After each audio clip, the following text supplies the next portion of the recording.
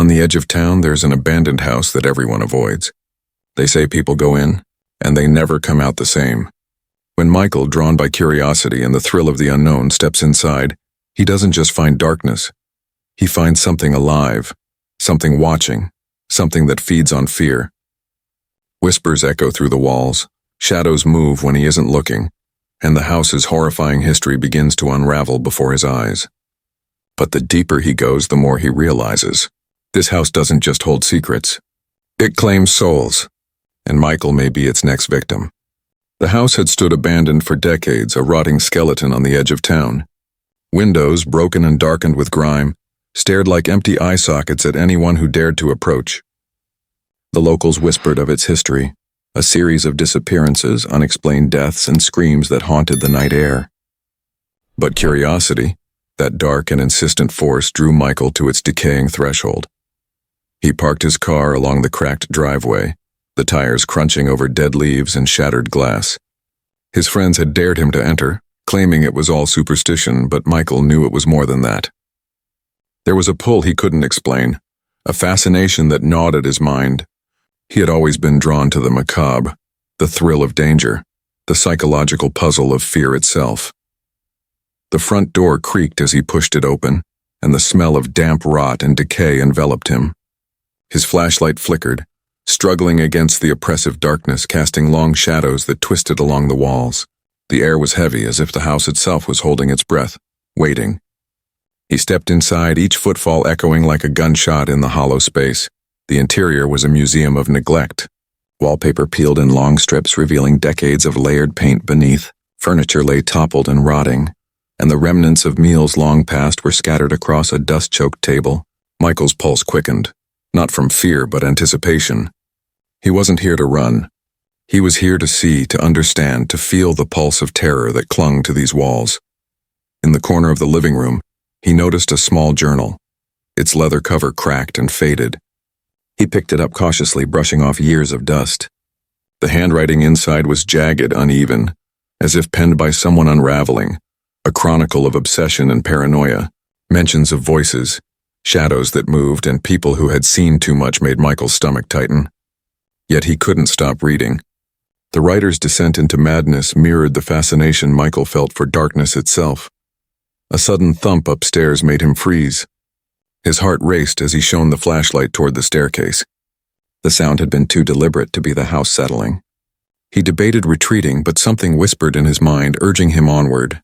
The boundary between curiosity and danger blurred as he took the first step toward the second floor, unaware that the house had already begun to watch him, to test him, and perhaps to claim him. Each step up the staircase was a battle against the gnawing tension in Michael's chest. The air grew colder, carrying a metallic tang that made him gag. The house seemed alive, breathing around him, creaking under his weight as if warning him to turn back. Shadows pooled in corners, stretching unnaturally, and the thin beam of his flashlight did little to dispel them. At the end of the hallway, a door stood slightly ajar, and from within came the faintest sound of whispering. Michael paused, straining to listen. The whispers weren't words, but a twisted symphony of sibilant sounds, rising and falling like the hissing of 1,000 serpents. They seemed to come from everywhere and nowhere at once. His rational mind told him it was the wind, the house settling, perhaps even his own imagination. But the pit in his stomach screamed otherwise. Curiosity pushed him forward. He nudged the door open and peered inside.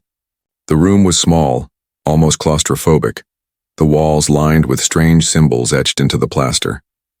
Candles, long melted into grotesque shapes, littered the floor alongside a series of photographs nailed crudely to the walls. The images depicted people he didn't recognize, faces twisted in terror, some covered in blood, others frozen in expressions of horror. A chill swept over him. The house's sinister history was no longer an abstract rumor. It was tangible, staring at him from the wall. On the floor, a chair was overturned, and beside it lay a small leather-bound notebook. He picked it up, heart hammering. The entries within were frantic, written in a mix of scrawled handwriting and chaotic symbols. Mentions of voices behind the walls, the watching eyes, and the hunger that feeds on fear filled the pages. One line made him pause. "Do not trust what you see. It waits for you." The words made the hairs on his neck stand on end. A sudden movement caught his eye, a shadow flickering in the corner of the room. He swung the flashlight toward it, but there was nothing. Still, the feeling of being observed intensified, as if the house itself were tracking his every move. The whispering rose in volume, almost conversational now, guiding him, mocking him, pulling at the edges of his mind. Michael's fingers trembled. He had entered seeking the thrill of terror, but the terror was no longer an idea. It was a presence, tangible and malevolent. The floor beneath him creaked again, louder this time, as if something or someone was pacing just beyond the wall. The boundary between reality and imagination blurred. Michael realized with a sinking sense of horror that he was not alone. The house had been waiting, and he had walked right into its trap. Whatever lingered here did not intend to let him leave easily. Michael's grip on the flashlight tightened as he moved further into the house, the whispers now echoing through the hallways like a chorus of unseen specters. Each step felt heavier, as though the house itself were pressing down on him, testing his resolve. The air reeked of decay and old blood, triggering memories he couldn't place, snippets of crime reports, urban legends, and his own morbid curiosity all mingling into a growing panic he could neither name nor escape. He entered what appeared to be a study. Books, long rotted and infested with mold, lay scattered across the floor, some pages fluttering as if a phantom breeze had passed through. But it wasn't the books that drew his attention, it was the center of the room. A single chair, stark against the darkness, faced a wall completely covered with photographs and newspaper clippings. Michael's stomach turned as he scanned the images. Missing persons, gruesome murders, all linked to this house. Faces he had seen in the notebook upstairs appeared again, their eyes hollow, their expressions frozen in terror. A sudden chill ran down his spine. The whispers had stopped. The silence was worse, oppressive, expectant, like a predator waiting to strike. He moved closer to the wall, reading the clippings more carefully. Names, dates, places, patterns emerged. This house had been the epicenter of a series of murders spanning decades, each perpetrated by someone who claimed they were guided by the voices. The final entry, a recent newspaper clipping yellowed with age, made his blood run cold. The most recent victim had vanished just 2 weeks ago. Michael's rational mind began to fracture. He remembered the dare, the thrill he had sought, but now he felt trapped in a nightmare that wasn't fiction. His heartbeat pounded in his ears as he heard it again, the whispering. But this time it wasn't coming from the walls. It was coming from inside his own head. "You belong here. You always belonged here." The voice was familiar yet alien, echoing his darkest fears, playing on the very edges of his sanity. The flashlight flickered, and in the brief darkness he saw them, figures standing just beyond the corners of the room, faceless, observing, waiting. When the light steadied, they were gone. Michael's breathing became shallow, his body trembling uncontrollably. Every instinct screamed at him to run, but he couldn't. He was rooted to the spot, drawn by the same curiosity that had lured him into the house.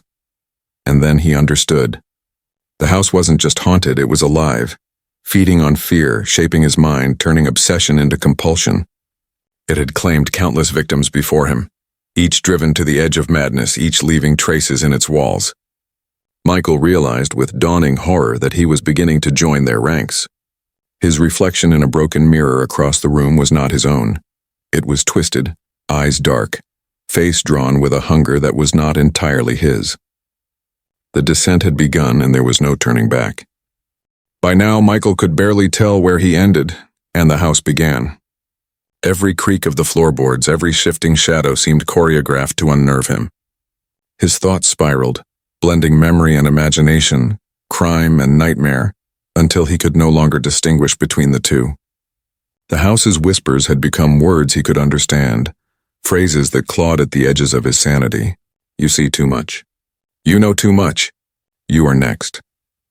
Compelled by a mixture of fear and obsession, he found himself descending into the basement, a space he had instinctively avoided.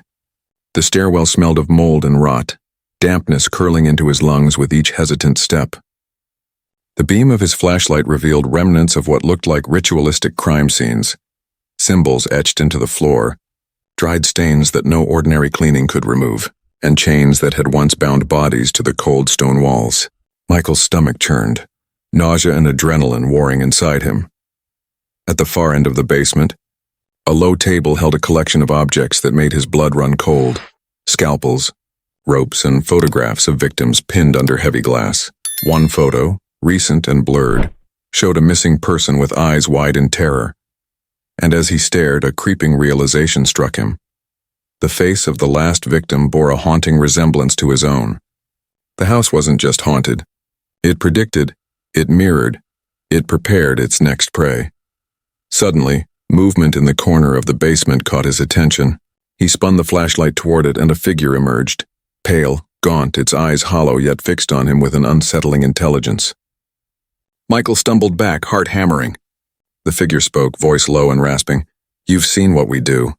You cannot leave. The house remembers." His rational mind screamed that this was impossible, yet every instinct screamed it was real. The walls seemed to pulse, breathing in tandem with the whispers, and he felt himself being pulled deeper into a labyrinth of fear and obsession. Michael realized then that the house was not just a witness to crime, it was the orchestrator. Those who entered were never victims by chance. They were selected, lured by the very curiosities that defined them. And now he understood. The notebook, the photographs, the whispers, they were all traps, invitations, breadcrumbs leading him into the house's embrace. His reflection in a puddle on the floor was grotesque, a twisted version of himself, eyes wide, lips drawn back in a silent scream. As the figure advanced, Michael's last strands of resistance frayed. His mind fractured further, the house's whispers becoming commands. The descent into madness was complete. He was no longer an observer, no longer merely frightened. He was part of the house now, a participant in its cycle of horror and crime. Somewhere deep in the shadows, the house pulsed with satisfaction. Another mind consumed, another soul ensnared, and outside the world remained ignorant, unaware of the sinister intelligence hiding behind broken windows and rotting walls. Michael's vision blurred, the edges of reality melting into shadows and whispers. Every sound was amplified, the drip of water from the basement ceiling, the faint scuttling of rats, and the low, omnipresent voice that seemed to echo from inside his own skull. "You are home now. Forever." Panic surged through him, yet the paralysis of fear held him rooted, every nerve trembling. The house had him, body and mind. Desperate, he stumbled backward, crashing into the wall, his flashlight clattering to the floor. Its beam spun erratically, illuminating grotesque forms in the basement, symbols that writhed, photographs of victims now smudged with blood, and the pale, gaunt figure that had first confronted him. Its eyes, hollow yet alive with malevolent intelligence, bore into him. Michael realized that this was no ordinary intruder. This was the house itself, manifesting through the minds of those it had consumed. A sudden gust of cold air swept through the basement, extinguishing the flashlight. Darkness enveloped him completely, yet he could see. The walls seemed to breathe, the shadows moving with intention, guiding him toward the far corner of the room. There an outline appeared, a doorway he hadn't noticed before. Against every instinct, he felt compelled to enter. The whispers intensified, now a cacophony of past victims' voices, each adding a layer of terror. Screams, warnings, pleas. "Do not stay. Do not stay." Yet the command was clear. He had no choice. Inside the hidden chamber, the floor was slick with something dark, something that smelled of iron and decay. In the center, a chair faced a mirror, its surface cracked but reflecting a version of Michael he barely recognized. His skin was pallid, eyes hollow, lips drawn back as if he were already a part of the house. The whispers coalesced into a single sentence. "You have arrived. You belong." His heart pounded, but comprehension dawned. He was no longer an intruder. The house had claimed him, just as it had claimed every other victim who dared enter its walls. A sound behind him, a soft, almost imperceptible click, made him spin. The doorway had vanished. There was no escape. Panic gave way to resignation. The walls seemed to pulse, alive with the echoes of countless minds lost to their own curiosity. Michael sank into the chair, the mirror before him reflecting not just his face but a tapestry of horror stitched into the house itself. He understood finally that the house was a predator, feeding on fear, obsession, and human frailty. Outside, the abandoned house remained silent, its windows like dead eyes staring at the street. Neighbors might walk past without a thought, unaware of the life or death contained within. Inside, Michael's screams merged with the whispers, becoming part of the house's eternal chorus. The house had claimed another, completing the cycle once more, and somewhere deep in the shadows it waited patiently, hungrily, for the next soul curious enough to enter. This final part delivers the climax and resolution, tying together psychological horror, crime, and supernatural elements. The story ends with Michael fully consumed, leaving the house as an active, malevolent entity ready for its next victim. Michael entered the abandoned house seeking thrills, but he found something far more sinister. The house was alive, feeding on fear, obsession, and curiosity. It claimed him, just as it had claimed countless others before. Now the whispers echo, the shadows watch, and the house waits, patiently, hungrily for the next soul brave or foolish enough to step inside. Remember, some doors are meant to stay closed because once you enter, you may never leave.